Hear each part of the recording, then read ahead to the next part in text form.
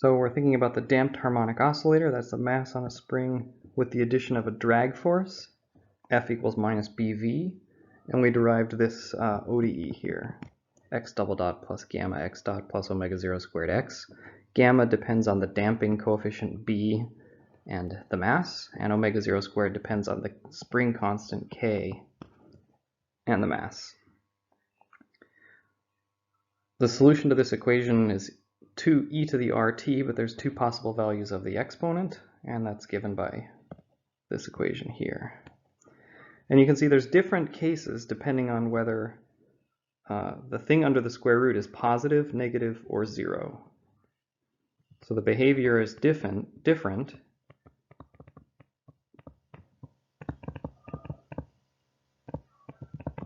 if gamma squared minus 4 omega 0 squared is positive, negative, or 0.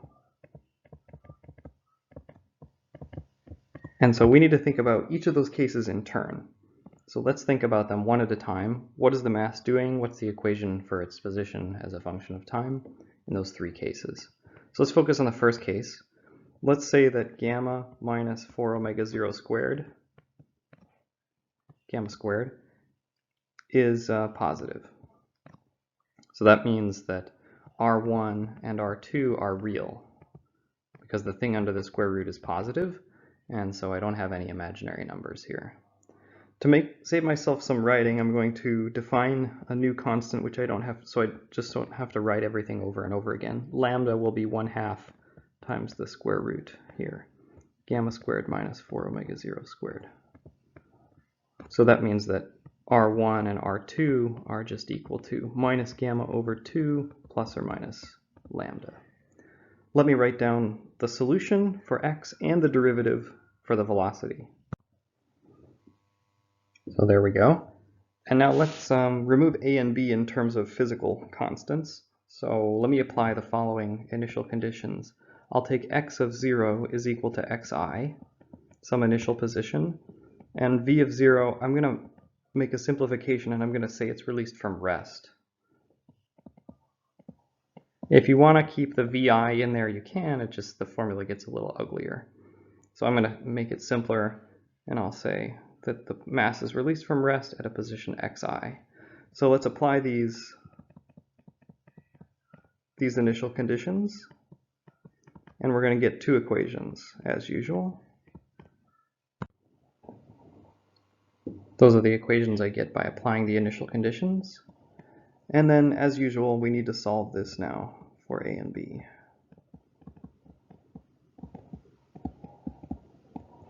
And so let me do that on the next slide. So we're trying to solve these equations for a and b in terms of xi. Let me rewrite the second one a little bit simpler. So it's going to look like this. Lambda times a minus b minus gamma over 2 times a plus b. But a plus b, according to the first equation, is equal to xi. So I get these two equations. Xi is equal to a plus b. And then from that second equation, I get gamma over 2 lambda is equal to, gamma xi over 2 lambda is equal to a minus b. If you add those two equations together, you get xi 1 plus gamma over 2 lambda is equal to 2a. And if you subtract those two equations, you get xi times 1 minus gamma over 2 lambda is equal to 2b. So you can solve for a and b in terms of xi. Let's plug it back in and write the full equation for the ODE in this case. So that's what it looks like. And let me clean it up a little bit. Notice that in every term there's an e to the minus gamma over 2t. So I'm going to pull that out just to make it look a little nicer. Xi over 2 e to the minus gamma over 2 times t.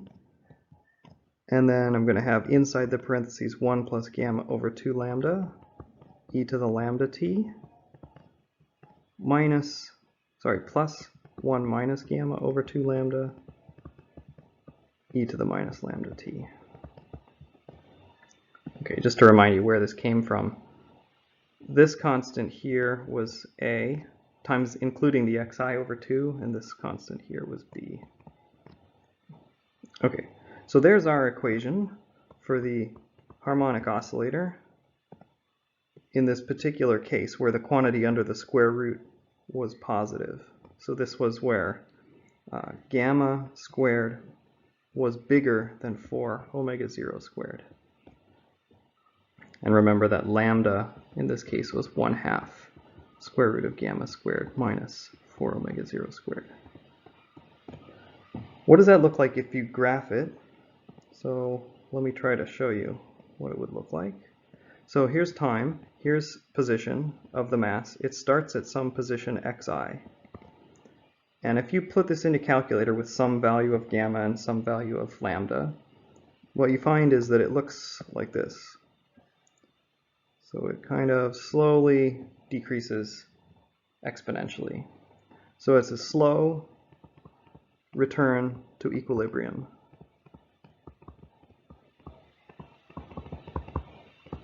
And there's no oscillations.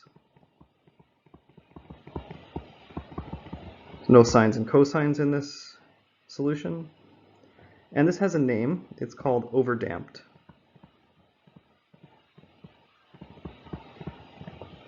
Harmonic oscillator.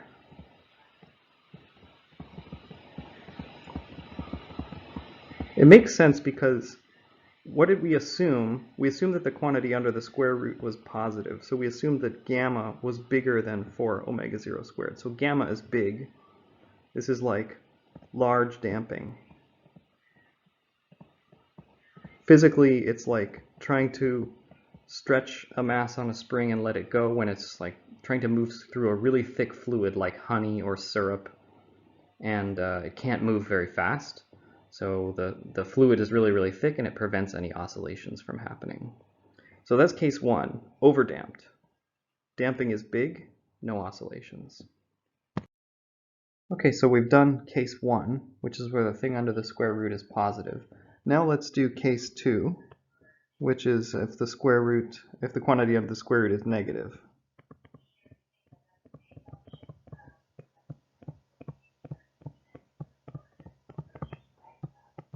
So I'm going to assume that gamma squared minus 4 omega 0 squared is negative.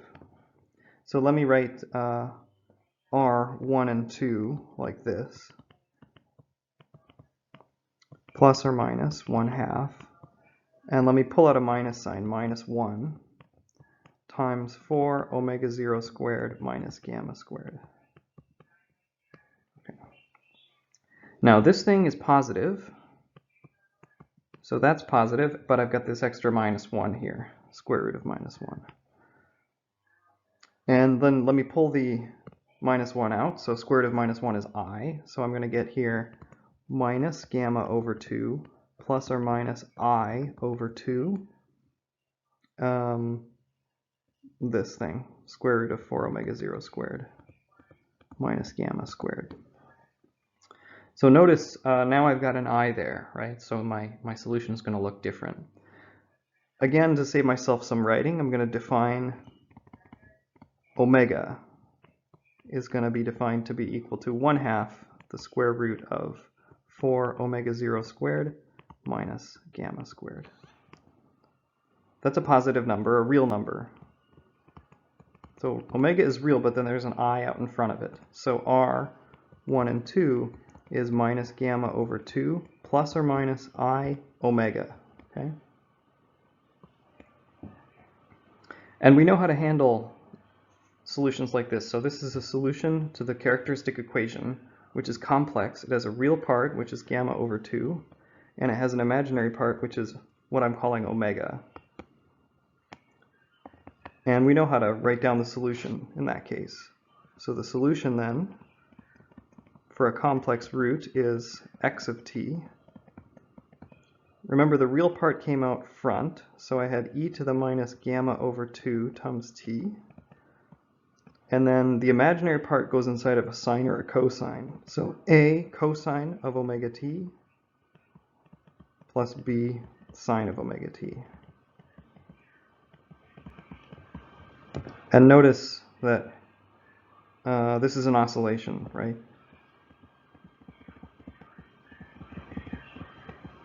So I get the oscillations because I have the complex roots here. So if gamma was big, if I had big damping, I didn't get any oscillations. But if damping is small, which is what I have here, so I'm assuming that gamma is less than 4 omega 0 squared. So gamma is the thing that has the damping in it. So if gamma is small, I'm going to get the oscillations. All right, let's do the same thing we did for the previous case. Let's write A and B in terms of some initial position. So in the case where we have complex solutions of the characteristic equation, we ended up with this oscillatory solution here. And let's do the same thing we did for the overdamped solution. So let's put in x of 0 is equal to xi, and v of 0 is equal to 0. So I'm just going to assume it starts at rest to start. Okay, maybe best thing to do is to take the derivative to get the velocity. So v of t, let me take the derivative. So there it is, a little bit of a pain because I have to do the product rule, but I think it's okay. The first term is pretty easy to understand. This first term is minus gamma over 2 times x. So the only thing that happened in that first term is the gamma over 2 came out of the exponent. The second term is a little bit different, so it's mixed up the sines and the cosines. So I can't really simplify that second term. Okay, let's plug in the initial conditions now. So my initial conditions, I get two equations.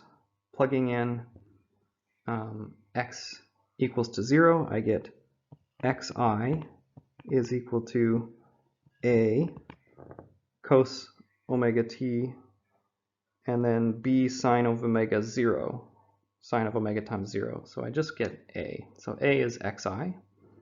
And then the second equation, I'm going to get 0 is equal to minus gamma over 2 times xi plus whatever I have in here. So the sine is 0 plus b, whoops, come on. Come on. Plus b omega.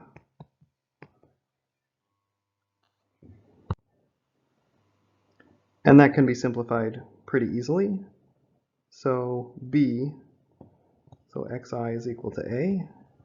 And then this one gives me b is equal to gamma over 2 omega times xi. So substituting everything in together, we get our full solution. So there it is. And let me just remind you, since there's a lot of constants floating around, let me remind you what omega and gamma are. So there you have it. So that's what the mass is doing as a function of time if the damping is small. So this has a name, which is called underdamped.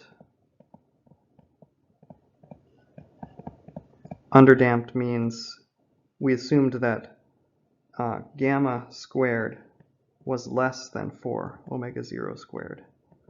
So the damping was small, and so then we get the oscillations. We have sines and cosines in here. If you were to graph this,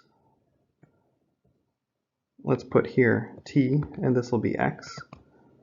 Starts at some xi, and what you would see is you'll see oscillations, but you'll see the oscillations dying out like this.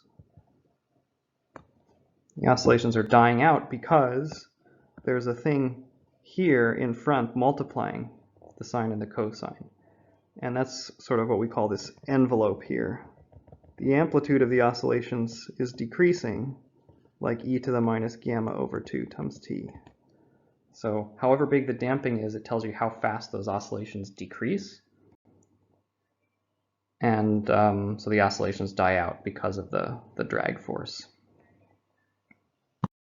Okay, so just to summarize, here's the equation for the underdamped harmonic oscillator. So that's when the damping is small, gamma squared is less than 4 omega 0 squared. I defined this constant omega, which is like this. And we got the equation of motion here for what the mass is doing as a function of time. There's two differences from the undamped case, from the ideal simple harmonic oscillator. The first one is that the amplitude decreases.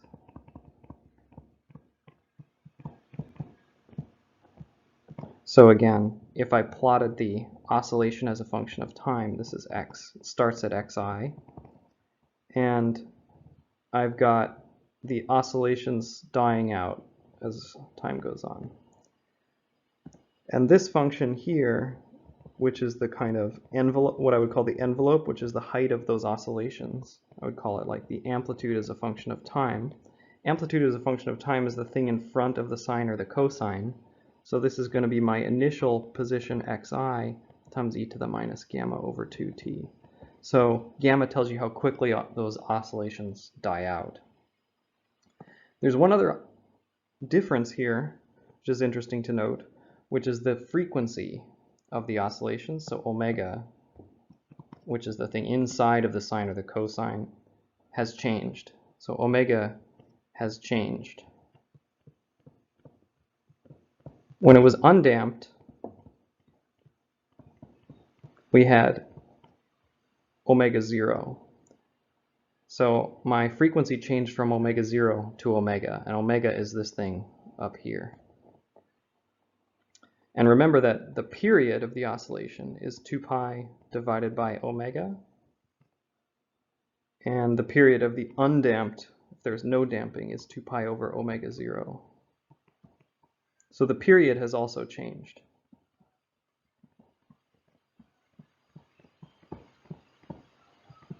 Due to the damping. So here's a simple concept question.